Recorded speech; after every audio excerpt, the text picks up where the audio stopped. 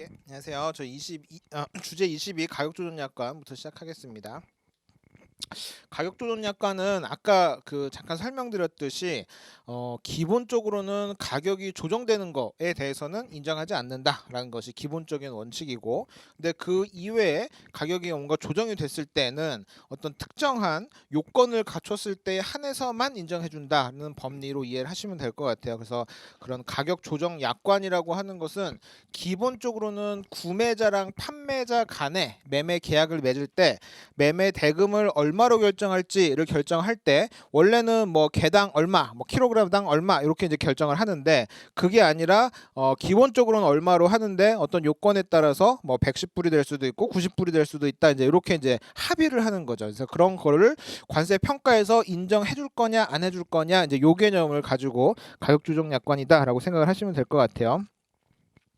그래서 기본적으로 가격 조정 약관은 뭔가 이제 구매자나 판매자 간의 마음이 바뀌고 이런 것들은 매매 계약을 하기 전에 바뀌려면 다 바뀌어서 결정을 해야 되는 부분이고, 매매 계약이 체결돼서 채권 채무가 확정이 됐으면 그 이후에는 변경은 없다라고 하는 건데, 이 세 가지 요건 아래 보시면 그 고시 49조에 있는 세 가지 요건을 갖추었을 때에 한해서는 인정을 해주겠다라고 하는 부분입니다. 세 가지 같이 한번 볼게요.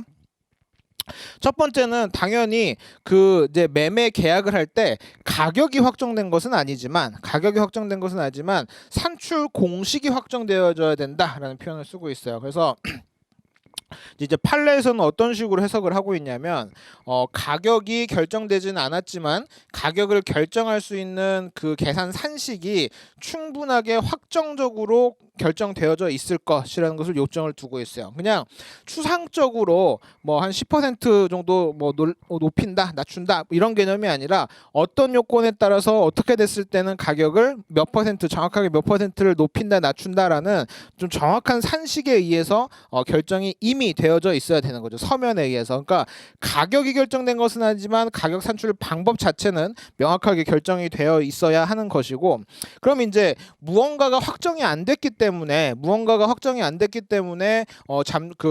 잠정 가격 신고를 하고 가격 조정 약관을 쓰는 건데, 그 무엇이라고 하는 그 변수 자체가 수입한 이후에 발생하는 변수여야 된다는 거예요. 그게 만약에 수입 전에 결정되는 변수라고 하면은 수입 전에 결정을 해가지고 그냥 확정을 짓는 거지, 잠정 신고까지 가격 조정까지 갈 이유가 없다는 거죠. 그냥 수입 이후에 발생되는 사실이라는 거 또 하나가 중요한 변수가 되는 거고, 그리고 그 수입 이후에 발생하는 사실이라는 것이 거래 당사자가 통제할 수 없는 변수에 기초해야 된다. 그래서 구매자나 판매자가 내 맘대로 이 가격을 조정할 수 있는, 통제할 수 있는 변수에 의했을 때는 가격 조정 약관이라는 것이 아니고 그냥 단순하게 변심 이런 표현이 되는 거죠. 그래서 이랬을 때는 잠정 가격 신고 대상이 되는 것이 아니고, 그러니까 가격 변동을 인정해 주는 것이 아니고 구매자나 판매자가 어쩔 수 없는 상황, 통제할 수 없는 그런 상황에 의해서 결정됐을 때를 가지고 가격 조정 약관으로 결정을 한다라고 하는 부분입니다.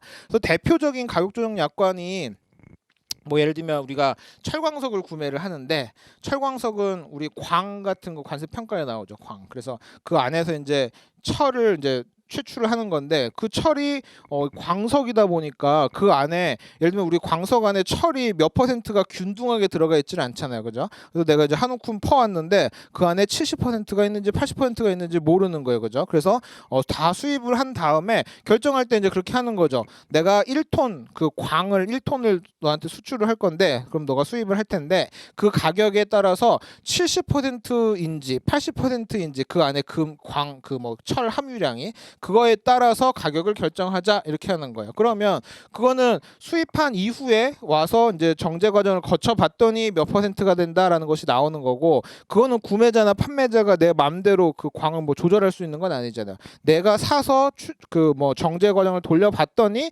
몇 퍼센트가 되더라 이런 개념이잖아요. 그죠? 그래서 이제 그런 요건들에 의해서 결정이 된 가격이라고 하면은 처음에는 뭐 평균적으로 한 70% 정도가 들어가 있더라. 그래서 70% 정도를 가지고 잠정 가격 신고를 했다가 확인을 해봤더니 내 거는 운 좋게 80%가 들어가 있더라. 그러면 돈 조금 더 내는 거고, 그다음에 60%가 있더라. 그럼 돈 조금 더 돌려받는 거고, 이제 그런 개념에 대해서 플러스 조정, 마이너스 조정 둘 다 인정해준다라고 하는 것이 가격 조정 약관입니다.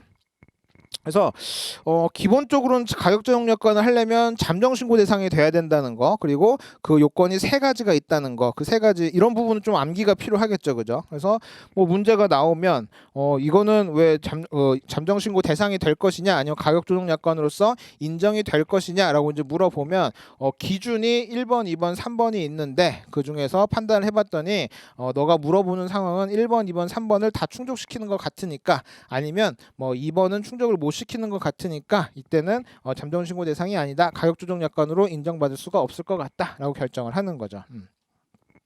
그렇게 결정을 하시면 되고, 자 그러면 이제 이런 생각을 하실 것 같아요. 만약에 그렇게 바뀌는 것을 인정을 못 한다라고 하면은, 저 같으면 그럴 것 같아요. 만약에 100불짜리인데 나는 100불 원래 이제 100불짜리 수입 물품인데 내가 그냥 판매자랑 구매자가 계약을 해가지고 그냥 10불에 사고, 그다음에 나중에 바뀔 수도 있다 해가지고 그냥 최종적으로는 100불을 또 받는 거예요. 근데 과세관청에서는 이거는 거래 가격 조정 약관으로 인정을 안 해주겠대. 그러면 그냥 10불 갖다가 과세하고 나중에 조정 안 해주겠다는 거잖아요, 그죠? 그런 개념이잖아요. 그러니까 그러다 보니까 나 같으면 그렇게 그냥 낮게 결정해놓고서 나중에 인정을 안 받겠다 이렇게 해버리겠죠. 그래서 이제 그런 것들은 이제 다 일방법 하에서 그렇게 결정된 내용인데, 만약에 그런 식으로 합리적 의심, 과세관청이 왜 너는 10불밖에 안 하지? 봤더니 나중에 계좌 같은 거 다 추적을 해봤더니 나중에 90불은 다시 뒤로 돌려주고 있어, 가격 조정 약관이라는 이유로. 그러면 그런 것들은 가지고 이건 일방법 배제 사유에 해당하기 때문에 10불 자체가 과세가격으로 성립하지 않는다, 이런 식의 논리를 펴겠죠, 그죠? 그렇게 뭔가 허술하게 과세되는 것은 아니고, 이런 요건을 갖췄을 때는 원래는 이제 플러스 조정, 마이너스 조정인데, 생각을 해보면 우리가 과세관청에서 내가 이제 처음에 100불짜리를 살려고 했는데 70불로 신고를 했어요. 근데 내가 나중에 계산을 해봤더니 30불을 더 내게 생겼어요. 그래서 내가 원래 70으로 신고했었는데 30불만큼 플러스 가산 신고를 할게요라고 하면 과세관청에서 좋아할까요, 싫어할까요? 좋아하겠죠. 관세 더 내겠다는데 와서 그럼 받아주겠죠, 보통은. 그래서 가격 조정 약관 같은 경우도 플러스 조정에 대해서는 그렇게 민감하지가 않겠죠, 그죠? 근데 마이너스 조정을 하는 경우가 문제가 되겠죠. 내가 원래는 100불에 샀었는데 실제로 지금 보니까 70불이 맞는 것 같아요라고 하면은 과세관청에서 당장 왜 갑자기 70불이 맞냐라고 계속 물어보겠죠, 그죠? 그러면 뭐 우리는 가격 조정 약관이 있었습니다. 그러면 요건을 맞는지 하나하나 체크를 하겠죠. 그러니까 우리가 이제 문제를 풀거나 좀 실무적인 생각을 하실 때 관세 평가에서 가격 조정 약관이라는 것을 인정받기 위해서는 사실은 다운로드 조정을 할 때 인정을 되냐 안 되냐가 쟁점이 되겠구나라고 이해를 하시면 되겠죠. 오히려 플러스 조정에 대해서는 과세관청에서 관대하겠죠. 그리고 납세자 입장에서는 굳이 플러스 조정을 잘 안 하려고 하겠죠. 그래서 영리한 납세자라고 하면 당연히 플러스 조정을 안 하려고 하는 거고, 그다음에 마이너스 조정에 대해서는 과세관청에서는 인정을 안 해주려고 하는 거고. 그래서 마이너스 조정을 정하고 싶다 그러면 이 세 가지 요건을 갖추었는지를 봐서, 만약에 갖추었다라고 하면 과세관청한테 우리 이거 처음 내가 살 때부터 가격 조정 약관이 있었는데 법에서 정하고 있는, 고시에서 정하고 있는 이 세 가지 요건을 다 갖췄으니까 마이너스 조정도 인정해 주세요라고 얘기를 하는 거겠죠. 이제 그런 개념으로 생각을 하시면 돼요. 그런 상황을 생각하시면 돼요. 항상 뭐 플러스 마이너스 조정을 좀 같이 보셔야 되니까. 자, 그렇게 보시고, 우리 가격 조정 약과 관련해서는 가장 유명한 협정 내용이 예해 4.1인데 예, 4.1인데 뭐 내용을 읽어보시면 이런 부분들이 다 우리 법에 그대로 체화되어 있는 부분들이기 때문에 굳이 뭐 그렇게 어려운 내용은 아닌 것 같아요. 그렇게 쭉 보시는데, 가격 조정 약관은 기본적으로 여러분들 공부하셔야 될 게 69페이지 5번 볼게요. 첫 번째는 아까 그 조건 또는 사정이라는 말 굉장히 우리 협정에서는 많이 나오고, 어떤 이제 조건 또는 사정이, 그냥 제가 먼저 말씀을 한 번만 드리면 조건 또는 사정은 구매자나 판매자의 의무 관계라고 규정을 하고 있어요. 정의 자체가 구매자나 판매자의 의무 사항.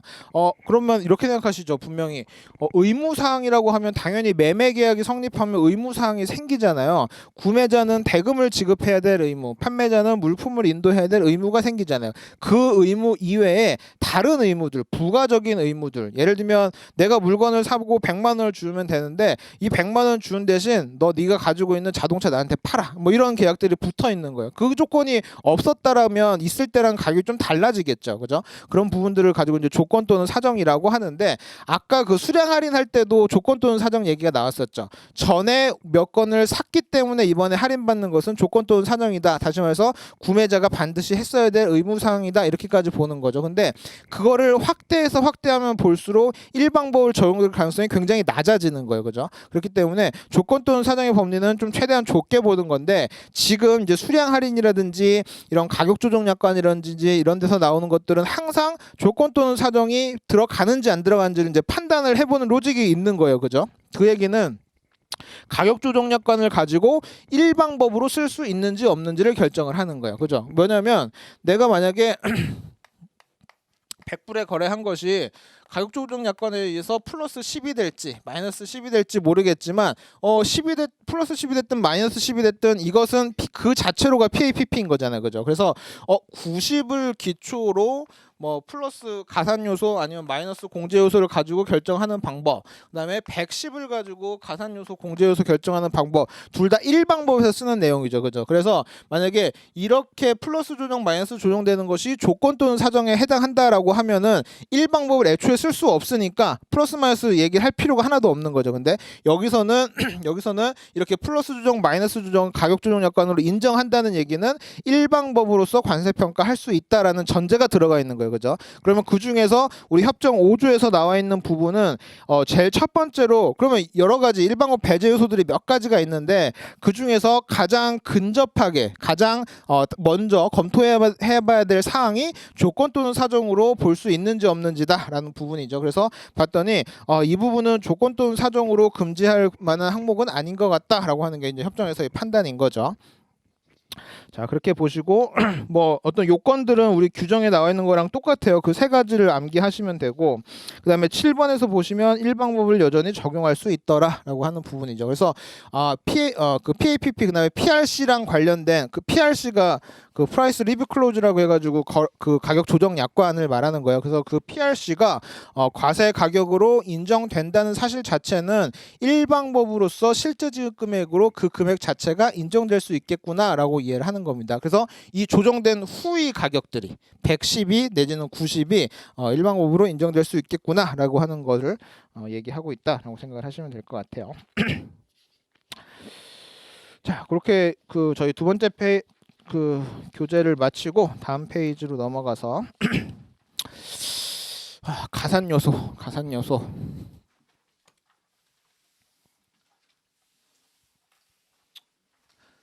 뭐 단정하기는 그렇지만, 확정적으로 말씀드리기는 그렇지만, 가산 요소가 전체 우리 관세 평가에서 가장 꾸준하게 가장 높은 배점으로 출제되고 있는 부분이 가산 요소예요. 가산 요소는 단독적으로 나올 수도 있지만 여러 가지 뭐 공제 요소, 실제 지급 금액이랑 같이 합쳐져서 나올 수도 있고 여러 가지 이제 나올 수 있는 부분이기 때문에 그 가산 요소가 굉장히 중요해요. 그래서 사실은 제가 원래 이제 우리 공부하는 목차가 복습 한번 해볼까요? 우리 수출 판매 배웠고,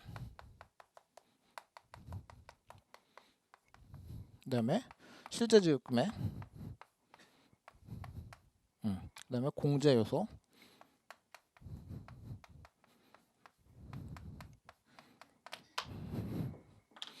그리고 가산 요소. 이렇게 공부를 하고 있는데 원래는 이제 이거에 대한 전반적인 건 사실은 이제 일방법 관련된 얘기죠. 이건 다 일방법이죠. 지금 가산 요소도 항상 이제 답안지를 쓰시거나 생각하실 때도 과세가 결정 방법 자체는 일방법이고, 그죠? 그 안에서 PAPP는 뭔지, 공제 요소는 뭔지, 가산 요소는 뭔지를 공부하시는 거고, 여기다가 여기다 이제 같이 보셔야 될 게 일방법 배제라고 하는 것은 원칙적으로는 아무 말 없으면, 이런 말 없으면 그냥 일방법 가지고 결정하는 건데, 배제에 들어가면 이제 이 방법부터 순차적으로 이제 들어가는 방법이 되겠죠. 그래서 사실은 이제 요것도 굉장히 중요한 토픽 중에 하나인데 제가 이 순서대로 하고 있어요. 그래서 지금은 일방법 배제에 대해서는 생각하지 마시고 어떤 사례든지 일방법 범위 안에 들어왔다라는 가정하에 그거 가지고 구매자가 물품을 지급하는 데 들어간 비용, 그다음에 가산 요소, 뭐 공제 요소 이런 것들을 가지고 이제 계산하는 상황이라고 보시면 돼요. 그래서 배제 요소는 가산 요소 끝나고 할 거예요. 근데 지금까지는 일방법이 배제되는 상황이 아니다. 어떤 경우든 일방법을 다 쓸 수 있는 상황이다라는 전제 하에 지금까지 내용 이해하시면서 복습하시면 되고 배제 요건이 들어갔을 때는 요건 이제 싹 다 잊으셔야 돼요. 이건 싹 다 잊으시고 완전히 새로운 방법으로 2방법 내지 6방법으로 한다. 근데 그냥 수험적으로 보시면 요게 70%, 요게 나머지가 30% 정도 생각하시면 돼요. 그 중에서 이 가산 요소가 비중이 굉장히 높다라고 하고 지금부터 이제 시작할 내용입니다.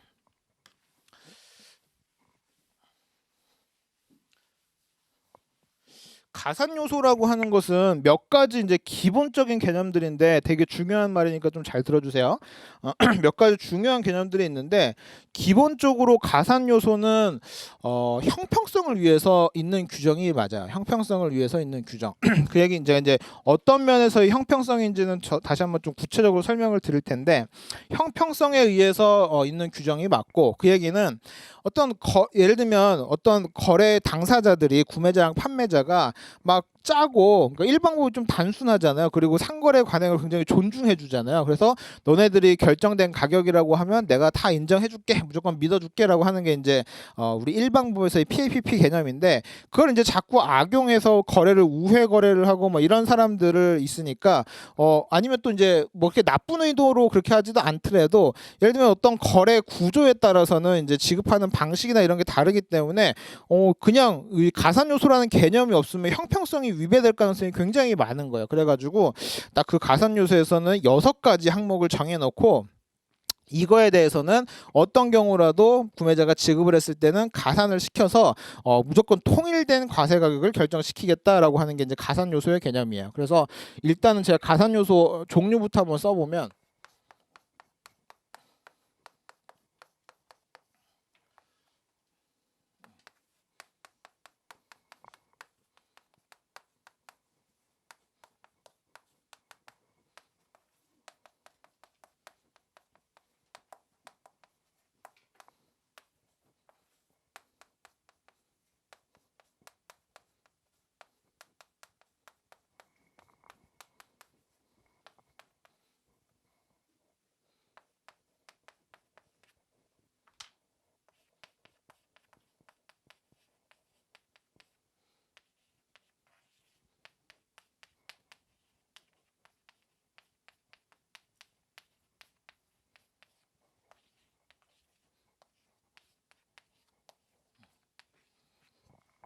제가 그냥 키워드만 써놓은 거긴 한데 이 6가지 항목에 대해서 가산 요소로서 규정을 해놓고 있고 이 부분에 대해서는 무조건 과세 가격에 포함시키겠다라고 하는 부분이에요. 근데 여기서 잘 생각하셔야 될 부분이 구매자가 이 비용들을 어떻게 부담하는지에 따라서 형평성 문제들이 생겨요. 그래서 사실 그거를 잘 이해하셔야 가산 요소의 구조를 정확하게 이해하실 수가 있어요. 그래서 제가 이제 몇 가지 예시를 들어가면서 어떤 식의 형평성 문제가 생기는지를 볼 텐데 일단은 구매자가 저 비용들을 추가로 부담했을 때에 한해서 어떤 형평성 문제가 생기기 때문에 그 문제에 대해서 해결하는 방법이 이 가산 요소다라고 생각을 하시면 돼요.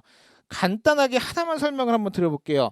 그 포장 비용이 들어간대요. 포장 비용. 포장 비용은 뭐냐면 내가 해외에서 물건을 수입을 해오는데 뭐 예를 들면 반도체 장비를 하나 사오려고 한대요. 그냥 좀 예를 들어서 카메라로 얘기 들어볼까?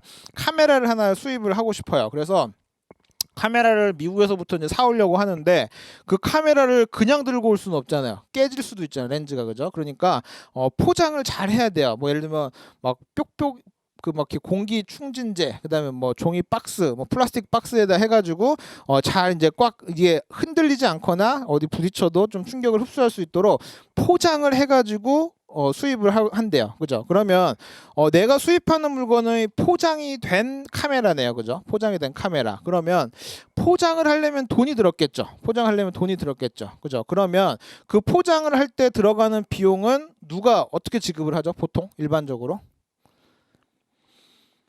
판매자가 내가 준 돈으로 포장을 했겠죠. 그죠? 나한테 당연히 포장을 생각을 하고 나한테 팔았겠죠. 그러니까 내가 지급한 물건 가격에는 포장 비용이 포함이 되어져 있을 거예요. 그죠? 그러니까 다시 말해서 그 가격만큼은 PAPP에 포함이 되어 있겠네요. 내가 물건 사는 가격에.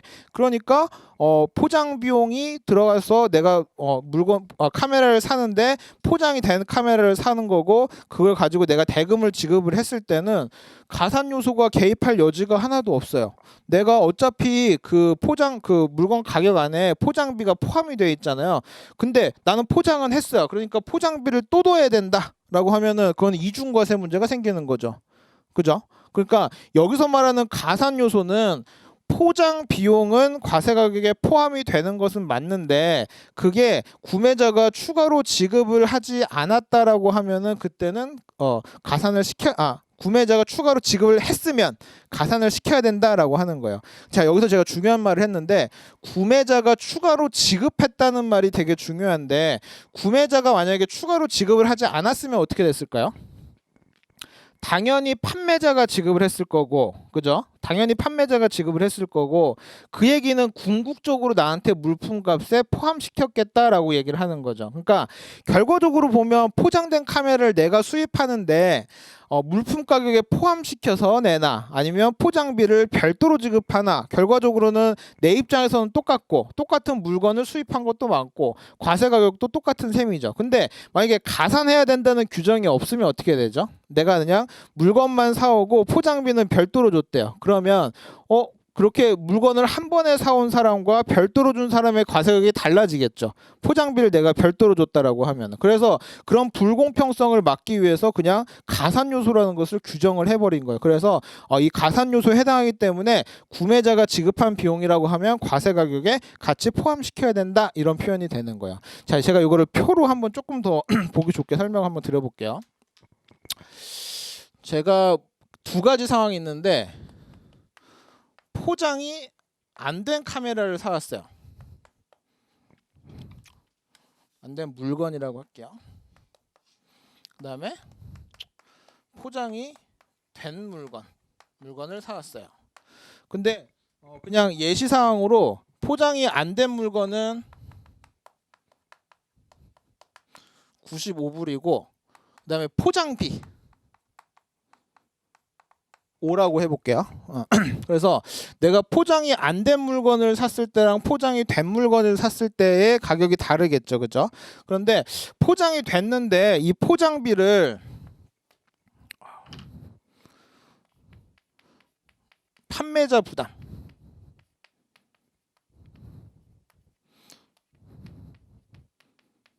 구매자 부담 이렇게 좀 나눠서 볼게요. 구매자 부담이랑 판매자 부담을 나눠서. 근데 이 표현 잘 보셔야 된다 그랬어요.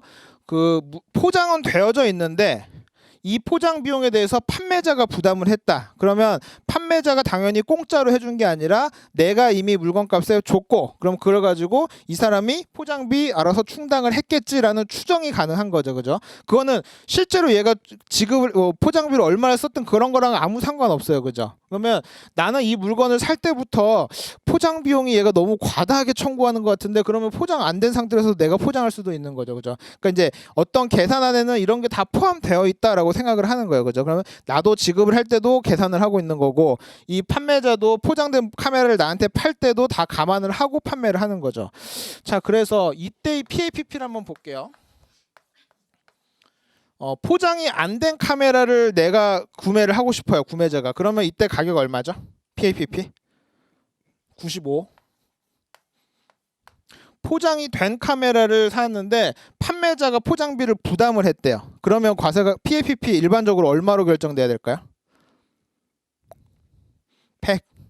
왜냐하면 포장 안 된 카메라가 95고 포장비가 5가 들었잖아요. 근데 그거는 판매자가 부담을 하겠대. 그러면 당연히 판매자가 이 포장 가격에 포함을 시켜서 100에 판매를 하겠죠. 그죠?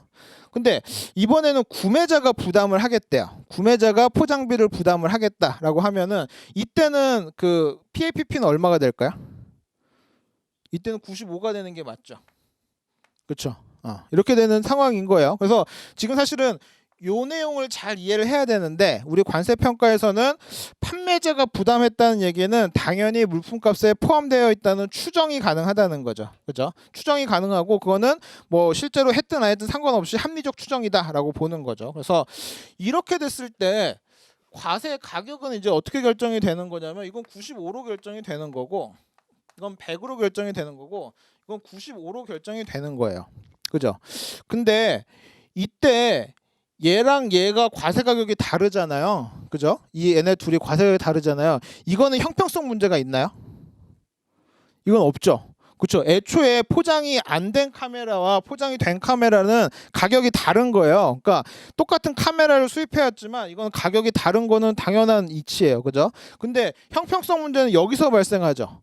포장을 한 카메라를 나는 수입을 하고 있는데 포장비를 누가 부담했는지에 따라서 과세 가격이 달라지는 상황이 오더라라는 것은 불합리한 상황이에요. 형평성에 문제가 생기는 상황이에요. 그죠? 그래서 이제 여기에 가산 요소라는 개념이 끼는 건데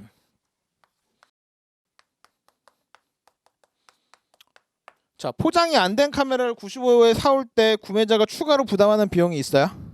없죠. 그러면 가산할 금액이 없는 거예요. 그죠? 그 다음에 포장된 카메라를 사와서 포장은 다 되어 있어서 실제 포장비 5가 발생을 했는데 구매자가 추가로 지급을 하진 않았잖아요. 이때는. 그죠? 판매자가 부담을 했고 이 부담이라고는 이 안에 구매자가 지급한 비용이 다 포함이 돼 있으니까. 그죠? 그러니까 이때는 가산할 금액이 하나도 없는 거예요. 그죠? 근데 이거는 내가 포장한 카메라를 사오면서 구매자는 부담을 해주지를 않았어요. 그러면 내가 내 돈을 들여가지고 구매자 부담으로 포장을 해야 되죠. 그죠? 그러면 내가 5만큼이 지급이 됐을 거예요. 그죠? 이때는 이제 가산 요소가 5가 발생을 한다는 거죠. 그러면 이 가산 요소의 개념을 집어 넣었을 때는 과세 가격이 100으로 바뀌더라 라는 얘기예요. 이해되세요? 쉬운 얘기 같은데 되게 심오하고 관세 평가에서 꼭 이해하셔야 될 가산 요소의 개념이에요. 자, 그러면 여기서 똑같이 포장된 카메라는 판매자가 부담했든 구매자가 부담했든 똑같이 과세 가격이 100으로 맞춰줬죠. 그러면 형평성 문제가 없어지는 거예요. 여전히 얘와 얘는 가격이 다르죠. 이거는 형평성 문제랑 아무 상관이 없는 거예요. 그죠? 왜냐면 이건 애초에 포장이 안 된 카메라, 포장이 된 카메라이기 때문에 이 두 개를 비교하면서 형평성 문제가 있다라고 하는 건 다른 얘기예요. 그죠?